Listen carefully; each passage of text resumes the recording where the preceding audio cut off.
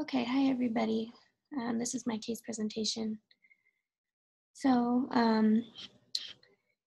the case that I chose, I was going to do a different one because I have wrote about this person before, but it is a really interesting case, and I actually just got an update on him. I saw him the other day.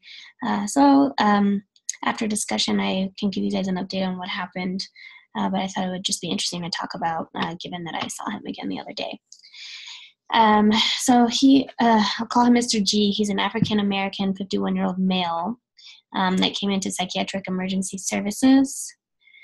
He had them fill out paperwork before they come back, and it just looked like that he needed to enroll in services and get some kind of medications.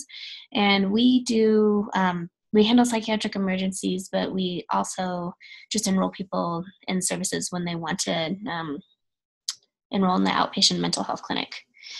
So what I'm curious about during this, for this case study is if you thought that my assessment was correct, and then kind of talk about some of the ethics behind including certain details in someone's chart. So I am at the Denver VA, Veterans Affairs, in the psychiatric emergency services. We see people usually that are either suicidal, homicidal, or floridly psychotic, but we also are responsible for enrolling people that just want to come in and enroll in services. We can also refer them to like the substance abuse clinic or primary care mental health integration, and we can do emergency medication evaluations or prescribe meds if someone's appointment is far out and they kind of need something to get started on. So again, Mr. G is an African-American male, 51 years old. Right now, he's diagnosed with paranoid schizophrenia. And he is living in a residential substance abuse treatment unit and will then be in a halfway house when he completes the program. He has a history of severe substance abuse, usually alcohol and stimulants. And again, when he came in, it just seemed like he needed to enroll in services. I did a chart review and saw his diagnoses. The treatment center sent him to the VA to establish care again and get his medication, since he will likely be getting treatment at the VA long term when he's done with his programs, and he can come here for appointments as well. They drive him here to the VA. So previous to the substance abuse program, he was in prison for a year for stabbing his ex-girlfriend. Before that, he was doing an 18-year sentence for murder. This was not clear in the chart. I saw that he had been in prison, but not for what. His presentation, he was well dressed and pretty organized when I brought him back into our clinic. I quickly found out that he was not doing very well. When I sat him down, and usually the first question we ask is, can you tell me a little bit about why you came to psychiatric emergency services? He right away said that he was having thoughts of killing people and that he really doesn't want to do that because he's a very violent person, but he has killed 8 people in his lifetime, which was not during combat. It was just outside of the military. He also told me he was having visual hallucinations of bugs on his skin and crawling around on the ground. He told me that he needed medications because when he was in prison, they didn't give him any for afterwards. And so he'd been off his psychiatric medications, his antipsychotics, for a month and a half. And he told me that when he's off medications, he does very bad things, which is why he was there that day. I was not expecting this. Again, this was not in his chart. It didn't say that his crimes were violent. It did say that he was in prison for 18 years and then for the 1 year, and that he was getting out soon. I was a little bit nervous at that point, just because he was having command hallucinations, which can be kind of dangerous. And then my first question that I needed to ask him was if I was safe at that point, and if he was having thoughts of killing me or hurting me, because we were alone in a room. He said no, and I asked about his last thoughts of killing someone, and they were the day before. There was a person at his treatment center that was being a dumbass, and his last visual hallucination was yesterday as well. So we kind of had to go into a little bit of his history so that I could determine if he was safe to leave. So I had to ask him a few questions, and I told him it was going to be a little bit uncomfortable for me about me asking about his past. Per his chart review, I had seen that he had been sexually, physically, and emotionally abused starting at age 5. So he did bring that up right away, and he told me he's a really violent person. Again, he said that a lot. And then he said he was involved in gangs, which is part of how he said he killed people. He self-reported killing 8 people in his lifetime by stabbing and shooting. And I asked if that was what his prison sentence was for.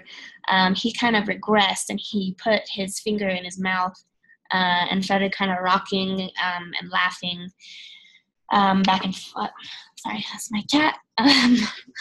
He started rocking back and forth, and he was laughing when telling me about stabbing his ex-girlfriend and killing other people. So I was getting a bit nervous. So at that point, we kind of started talking about what he does when he gets thoughts or hears voices telling him to kill people. And he does hear voices. I don't think I said that specifically. And he pulled out his Bible, and I guess in prison, this recent time in prison, he's gotten a lot more religious, and says that's really helped him to kind of calm that urge and quiet his voices. And then medications in prison also really helped him. Like that was not really as much of an issue in prison when he was on medication. Let's see. So we ended up doing a safety plan. He did not meet criteria for a mental health hold because he was not currently homicidal. He repeatedly told me that he really did not want to hurt people, and he knows how he gets when he's off his medications because he starts hearing those voices. And he really wanted to feel better, and he just said he really needed his meds.